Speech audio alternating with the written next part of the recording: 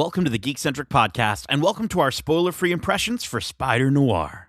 Every mystery forms a complex web, but pull the right strand, and it's a straight line to the answer.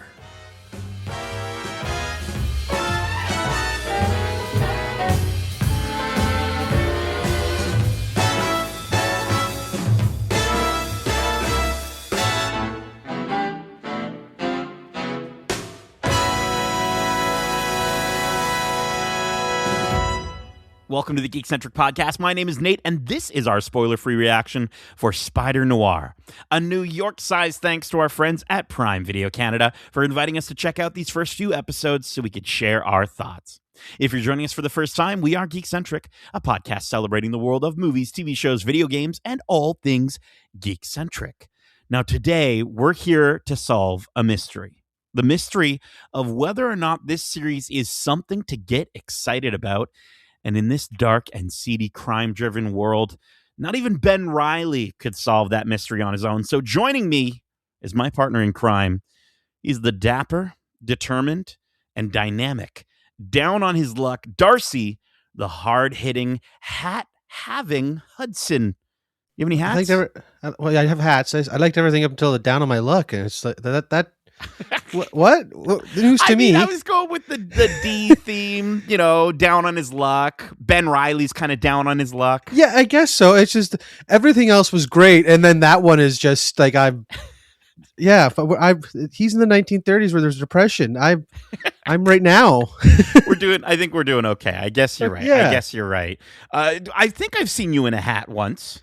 I own hats. Yes, I've got a lot of hair, and one of my favorite hair hacks is if you throw a hat on it, it kind of fixes a lot of bad hair days. Yeah. Especially if you've been wearing a hard hat all day, which I do sometimes. I get the hat ring, so a hat on that will just kind of hide that fact easily. I said hard hitting. I should have said hard hat. Is there something like that? Dude, did you ever think we were going to be talking about Nicolas Cage in live action shooting webs from his wrist? No. To be completely honest, no. And when they announced this series, I was like, is this a joke? Like, is this actually happening? This is the weirdest thing for Nick Cage to be stepping into his first lead television role, and it's Spider-Noir. It's just, I didn't know how to feel about that. And my thoughts have certainly changed since seeing these first few episodes. Yeah. It's one of those things where it's like, you think back to like, this guy was almost Superman. You know what I mean? Right, yeah. And now he's Spider-Man. It's what a journey, man. This version of Spider-Man. Yes, exactly. Let me get to the synopsis here for this show, which, by the way, if you've been listening to the podcast recently, I kept calling it Spider-Man Noir. And like even other people who were there watching these episodes thought it was Spider-Man Noir. And it's not. It's Spider-Noir. So let me get to the synopsis for Spider-Noir. Spider-Noir is a live-action series based on the Marvel comic Spider-Man Noir. Spider-Noir tells the story of Ben Reilly, Nicolas Cage, a seasoned, down-on-his-luck private investigator in 1930s New York who is forced to grapple with his past life following a deeply personal tragedy as the city's one and only superhero. The series stars Nicolas Cage, Lamorne Morris, Lee Jun-Lee, Karen Rodriguez, Abraham Papula, Jack Houston, and Brendan Gleeson. It's directed by Harry Bradbeer and executive produced by Phil Lord, Christopher Miller, Amy Pascal, Aditya Sood, and Dan Shear, alongside showrunners Oren Uziel and Steve Lightfoot. Spider-Noir will premiere exclusively on Prime Video in Canada on May 27th, 2026. So as I mentioned at the top, we were invited to a very early screening for this show beginning at the beginning of this month to watch the first few episodes. So we're recording this shortly after seeing those episodes. So just keep that in mind. This is our very sort of early impressions. If things have maybe come up in the media or they've released more things that we don't know about or things got leaked, just keep that in mind. We're recording this pretty much right after seeing those first few episodes. But man, I think we have to start with the thing that I think drew once everyone got over the weirdness of like, oh, they're doing a what? Nicolas Cage is doing a what? Okay, we'll see how that turns out. We found out it was live action, not animation, with this character that I think most people probably know from the Into the Spider-Verse animated movies. So now we've got this show that's coming out, and I think as soon as that trailer hit, the look and feel, we have to talk about the look and feel of this series. I think it is such a refreshing thing to see in the superhero space. I think we got to see a little bit in black and white, and then a little bit in what they're calling in the second episode. We got to see in true hue full color is what Amazon is calling it, or Sony Pictures. And Darcy, I think we can both agree, and this was the sentiment for pretty much all of our friends and colleagues who were at this press event, that the show is best in black and white. Darcy, what did you think of the look and feel of Spider-Noir? Yeah, 100% black and white is the way to go. Not to say the color is bad or anything, but the color is so vibrant to make that black and white color, those colors hit more basically, and it works so well. But the overall vibe and aesthetic, they absolutely nailed this superhero filled 1930s era stuff with just the most beautiful set decorations where it feels like it's 1930s New York, and we are getting some of the best, jokes that are again in that like a whole make like a tree and leave, you see, type thing, where it's all very witty and fast humor. The dialogue is also sharp and great. The cast is fantastic because they're pulling off these characters that are larger than life in the 1930s, and it just feels like that everything you want from a good pulpy detective film from that era. So it's so good. Yeah, I think the big thing that I got out of these episodes were just, we talk all the time about, we want shows to be confident in what they're trying to do. Yes. Right. Whether it's the messaging that they're trying to get across, or in this case, the vibes. Right. And I think they are so confident what they're pushing for visually. And at least in these first few episodes, they're nailing it, because I think what I was expecting from after seeing the trailers from this was that they were going to absolutely hit that crime noir aesthetic, which they do in the editing, the use of sound stages, like you said, the set decorations, especially for some of those outdoor night scenes where you're just like, they're on the street, but that's just a sound stage. 100% a sound stage. Yeah. So well done. But I think even the way they shot the show, like the way that they block everything, and the way that the camera's used, but I think where they exceeded my expectations is by taking things a step further and blending some of those modern filming techniques and visuals with the vintage look to a place where we go from what I think is intentionally showcased as a soundstage or a set to maybe something like one shot that we really kept bringing up when we were talking about this was like, there's a super low angle shot of just the tallest skyscraper you've ever seen, and that couldn't exist in film in the 1930s, really, to the scale that it is in this show, and the crispness and clarity that we really get from some of this stuff. So absolutely. Yeah. And I think it's one of those things where, you're watching the show and you're like, wow, this really looks like it's from the 1930s, and then we get characters who have superpowers, right? And that's in the trailers, so it's not a spoiler to say, but we do see that, and it's almost like you have to sort of take a beat. I know I did the first time you see a character using any element that's superpowered, and you sort of have to step back and go like, oh, they could have just gone full 30s with this and made it look goofy and kitschy, but they don't. They blend that, and that is really what impressed me about the look and feel of the show. It reminded me of Sin City in the grandiose sort of visual swings, right? And so swinging, pun intended, whatever, but swinging back and forth between those moments of like, this looks like a modern superhero thing, and this looks like it's shot in the 1930s, and it's both, and it's so good. Again, like I said, it's a perfect like modern interpretation of that old school style. Again, the low angles, skewed shots where everything's never a straight on shot. It's always got to create scale and tension through these odd angles, and it nails it from the get go in this series. And it's such like the way we get the origin story when a Spider-Man story. Again, we know how Spider-Man gets his powers and across the board, and the way that they tell us in this time fits the vibe. Like you know what you're going for in the first 5 minutes of the show, and it's so delightful. So like they knew what they were going for, they committed to it, and they stuck the landing. Yeah. And I mean, you brought up the color earlier. I think we should talk on that for a little bit. Yes. The true Hue Full Color.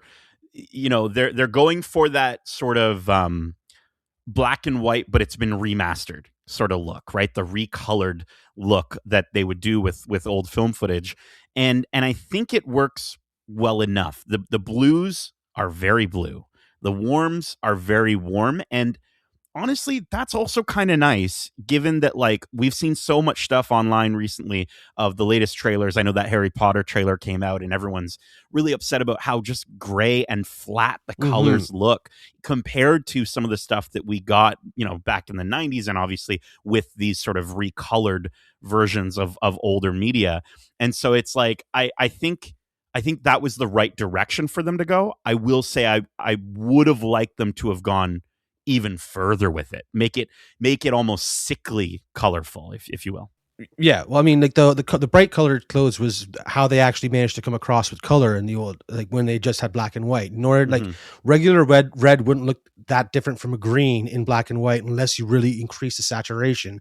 So they do that with the wardrobes and costuming, like across the board. They're popping, and in color, Nick Cage's eyes are so blue, like they grab you. It's shocking how bright they are, but the backgrounds are still just your New York wash tones. So it's again, I wish they could have done it with the sets a bit more as well to really go for that oversaturated vibe, but it still looks great.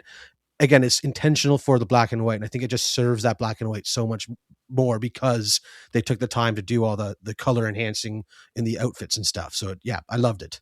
And I think when we were watching it in color, I think you had said this at one point. I heard other colleagues of ours say this. I thought the same thing. Was there were just so many moments, having just watched it in black and white in the previous episode and then moving into the color one, where we were just like, damn, this would look so good in black and white right now. So clearly that is their intention. I'm a bit confused as to why they wouldn't.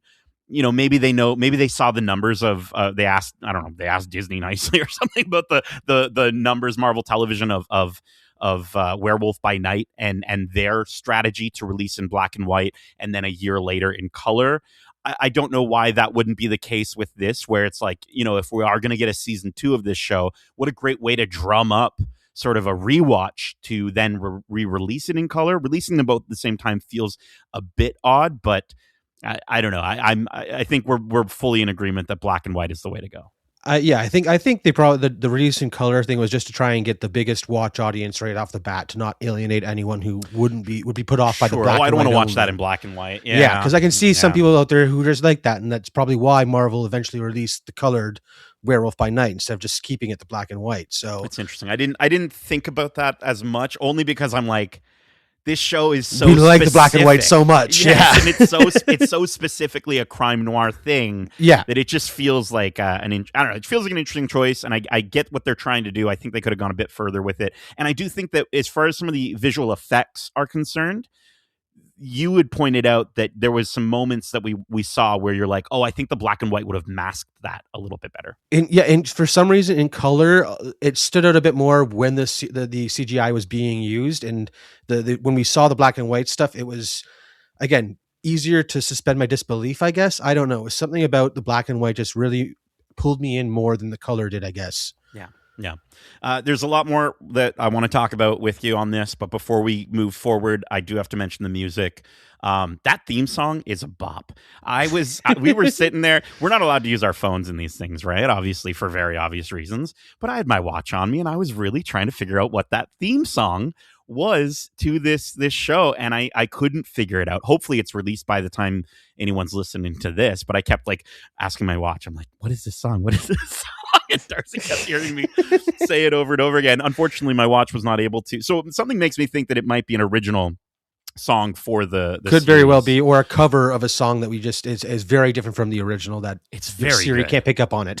Yeah, it's very good. I would listen to it on its own. I think it captures the vibe of the show so well and sets you up really well. But then the music by Chris Bowers and Michael Dean Parsons, I think this word that I'm bringing up here is going to kind of keep coming up as we even move into performances, which is blending, the blending of the classic, the vintage, and the modern, right? And I think those dark jazz-infused film noir notes with the more modern and energetic, like sort of action moments, it's just such a wonderful blend.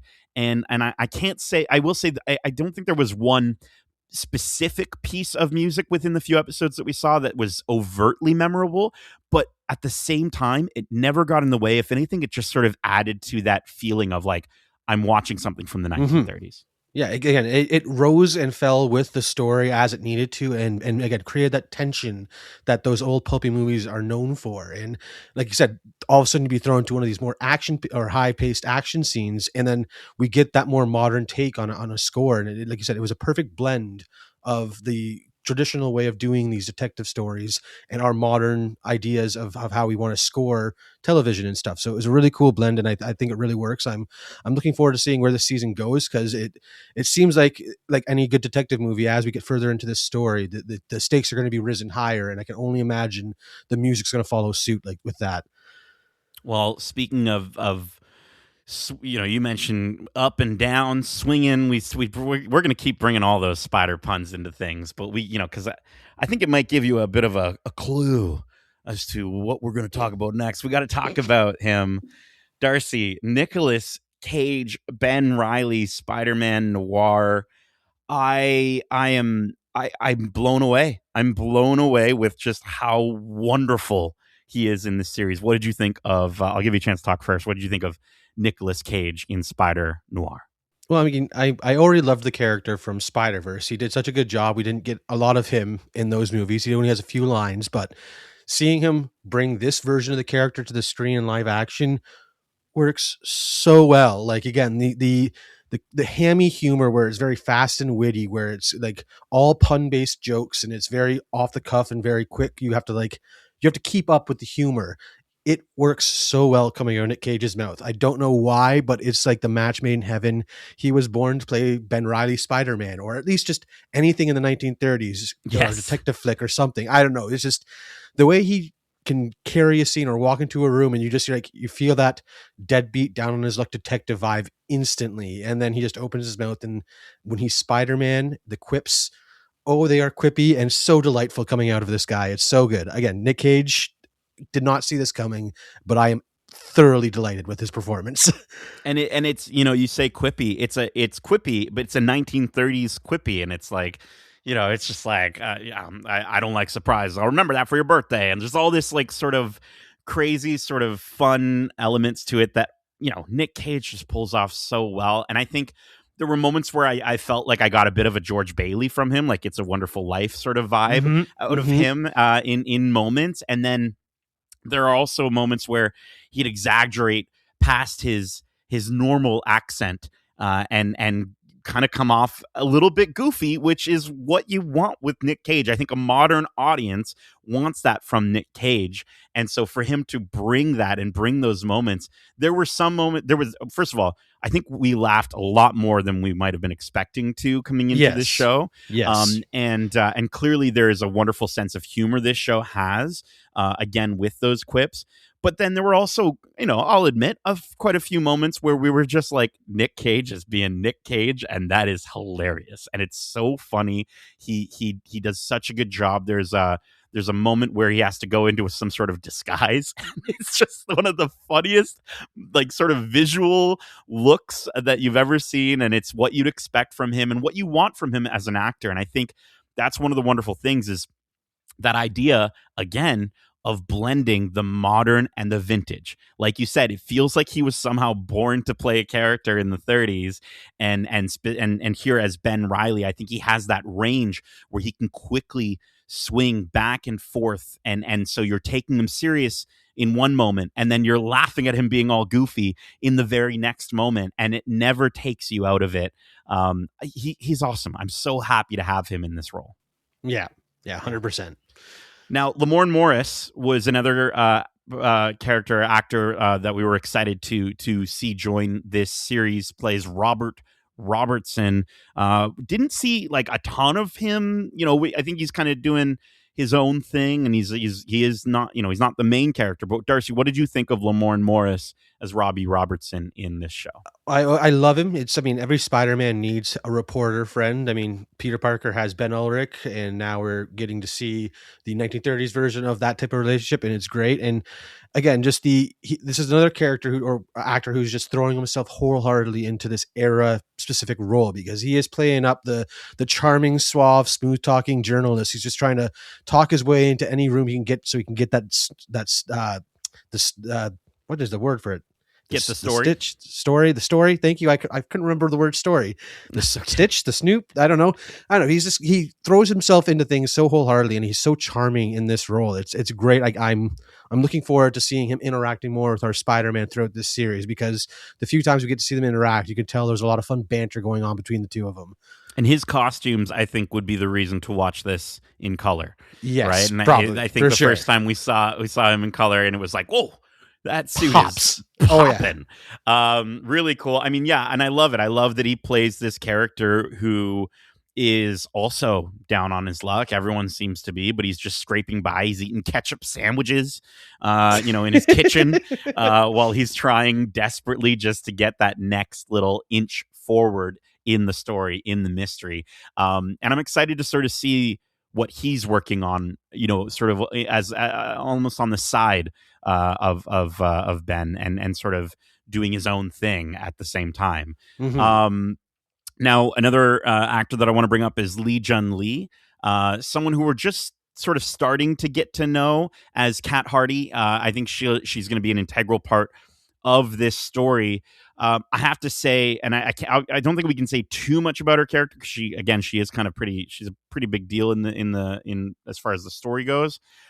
There is a moment that we got to see with Lee Jun-Lee that I think is one of the most striking things that we saw in the few episodes so far, and especially in black and white.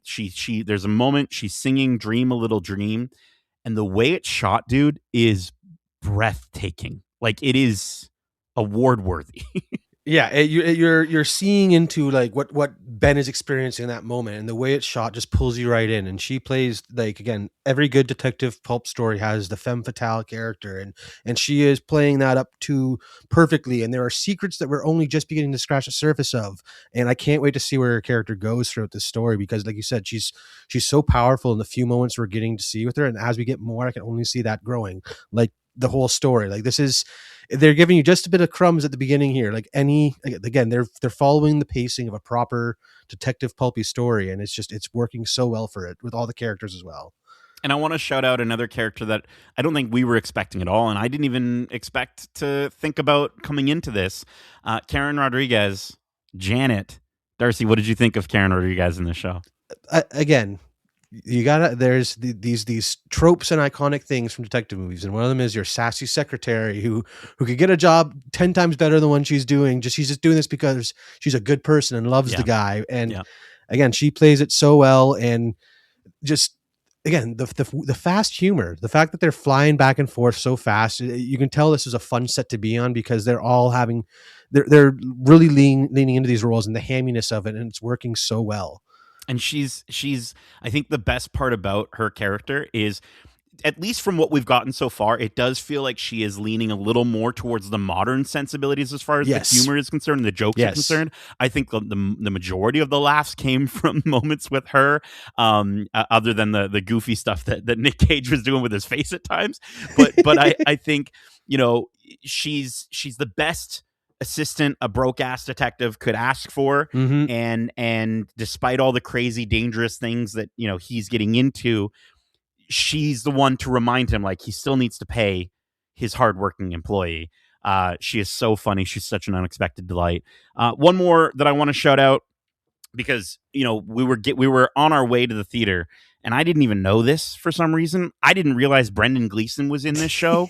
And you were like, Brendan Gleeson, and I was like, Darcy, tell them about Brendan Gleeson. Yeah, again, he's playing an Irish mob boss, Silvermane, in this story, and he is everything you want from a 1930s era crime boss. He is intimidating.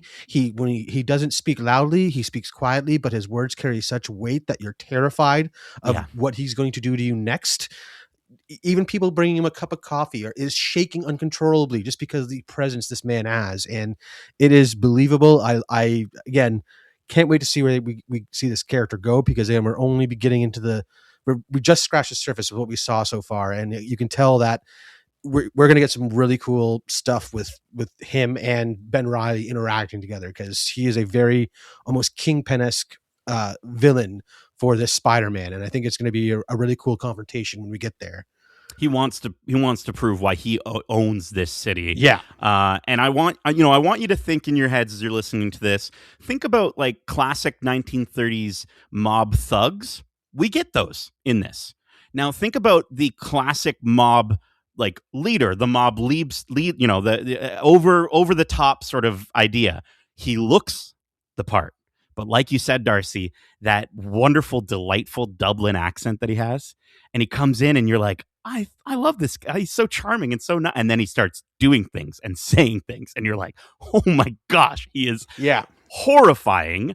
Excellent, so excellent. And again, that blend of that sort of dark and quiet demeanor, and then that classic look with sort of the vibe of that modern villainous performance that you would expect, like from a Kingpin.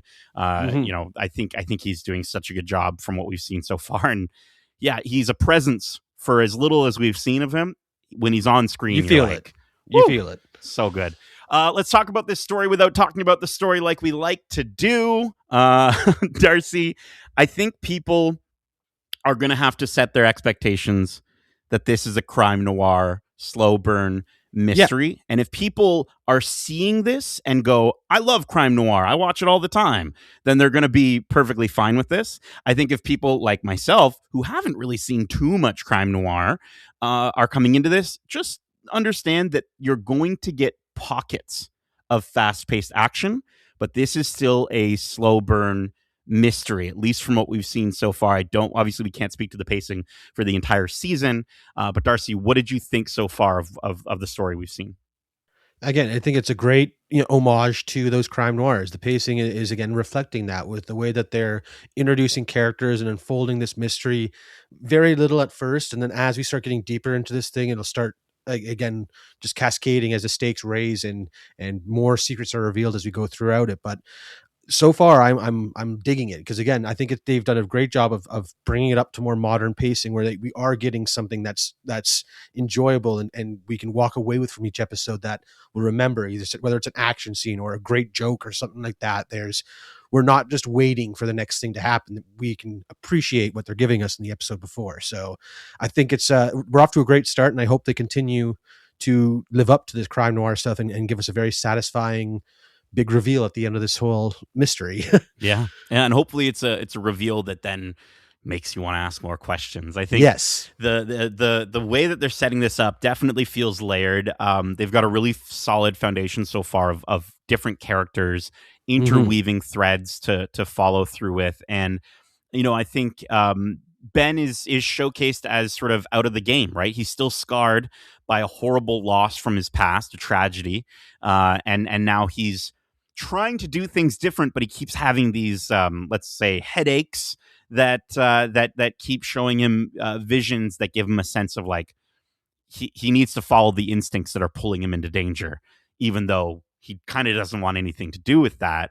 And I think it's done so confidently. And when they do introduce those elements of modern superhero stories, it doesn't feel distracting. I think it's exciting. I think they've made a good decision to showcase this character in this way. And I really do feel like after these first few episodes that it'll become quickly apparent as to why they decided to do this in live action, right? Don't get me wrong. I can't wait to see Spider-Man Noir in the third Spider-Verse movie. We know he's coming back. Yeah. But for now, I think this is just such a great way to explore this character. And not just this character, but also his universe and the universe of characters in a bold, refreshing way. You're going to hear some names that are going to get you really excited if you're a big Spider-Man fan, and you should pop off because it feels worth it so far. Yeah, for sure. I think again, it's a great way to tell this story and again give more of the character, because we don't get a lot of him. He doesn't get a lot of screen time in Spider-Verse stuff, but there's so much gold with this character in his universe. So the fact that we're getting it in this format is just a delight. Darcy, I think we could we could keep trying to not give spoilers for much longer and talk. I think about we're probably safe to cut it here. We love, yeah. But I wanted to ask: is there anything in particular, without giving anything away, that you are most excited for as we continue into this show? Honestly, just the way that we're going to see more of this 1930s New York unfold, and how we're going to see more of these familiar faces, if you will, or I guess characters from both the crime noir stories and also the Spider-Man stories kind of pop up. And again, like the way we already have a Ben Ulrich almost with Robbie Robertson. So the fact that there's potential for more crossover or inspired characters to show up in this universe is really neat. And I can't wait to see what we get. That's exactly it. You know, I think the watching those Spider-Verse movies, it was so exciting to get all the different interpretations of Spider-Man. Yeah. But with this, we have our interpretation that we're following, and now we get to see all the interpretations of everyone around him, and that is so exciting if you are a fan of these characters and this universe. And then you just got Nicolas Cage at the center of it, being Nick Cage. Yeah. And it's just, if you're a Nick Cage fan, you cannot go wrong. That is it for our spoiler-free impressions for the first few episodes of Spider-Noir. We hope you enjoyed it, and if you want to share your thoughts on this series or any of the movies or series we cover, well, let me just have Darcy uncover the clues he needs to so that you can follow, so that you can uncover all the ways in which you can reach us on the web. Yeah, they can reach us at wearegeekcentric@gmail.com. That's wearegeekcentric@gmail.com. Or they can reach us on Twitter at geekcentricyt and Instagram at wearegeekcentric. I'm not addressing any of the Nick Cage that just happened before me. For a second, I thought you were doing like a mid-Atlantic, or what is that? Nope. What is that? Transatlantic accent? Yeah. I wish you could say that was my attempt. It's pretty good. It was better than, almost as good as my attempt at. Listen, Nick, if you need ADR done and you don't, you're like, I'm too busy because I'm doing 9 million things at once, I'm available to help you with the clue. Keep in mind, we have a ton of other great episodes covering the latest in movies and TV shows, including some of our spoiler-filled discussions for Marvel Television's Daredevil Born Again Season 2, Star Wars Maul Shadow Lord, and Invincible Season 4, as well as spoiler-free reviews for those series. Plus, you can check out our spoiler-free reviews for Star Wars, The Mandalorian and Grogu, the Super Mario Galaxy movie, Project Hail Mary, and Prime Video's Young Sherlock. Plus, we've got some great interviews to check out, like one of our more recent interviews with Takehiro Hira from Monarch Season 2. We spoke with him about the complexity of playing a character caught between duty and family, and the weight of legacy, and how his character Hiroshi serves as a vital bridge between Monarch's past and Monarch's present. So be sure to check out that interview, as well as all of our interviews, either here on your podcast service of choice or over on YouTube at youtube.com/geekcentric. But that is it for now. We're looking forward to more soon. We've got a new Spider-Man movie coming up as well, talking about a different Spider-Man. We've got a third Dune movie. How you doing? I'm excited for that. That's what they should add to it. We've got an Avengers movie. We've got the Odyssey. Did you see that trailer for the Odyssey, Darcy? Dude, yeah, I can't wait. Come on. Holy cannoli. All that is coming this year amongst so many great and other geeky things. So stay tuned. We are Geekcentric, and you can be too. Darcy, thank you so much for joining me for this clue-filled, spoiler-free discussion and review. And as we say, love ya. Laters. Clue.